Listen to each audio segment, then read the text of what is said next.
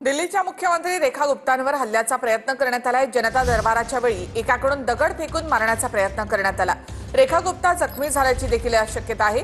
हल्लेखोर याला पोलिसांनी देखील ताब्यात घेतलेला आहे। पोलिसांकडून घटनेबाबत आता तपास सुरू आहे।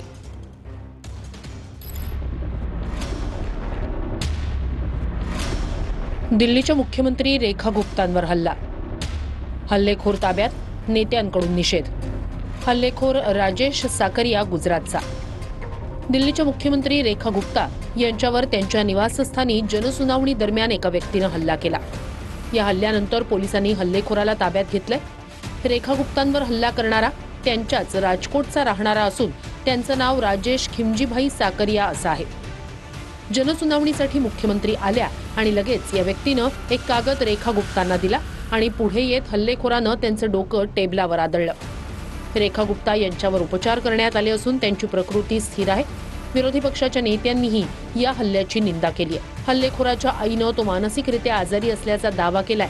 तो श्वानप्रेमी असल्याचंही त्यांनी म्हटलंय। सुप्रीम कोर्टाच्या कुत्र्यासंदर्भातील निर्णयानंतर राजेश साकरिया दिल्लीत आला होता।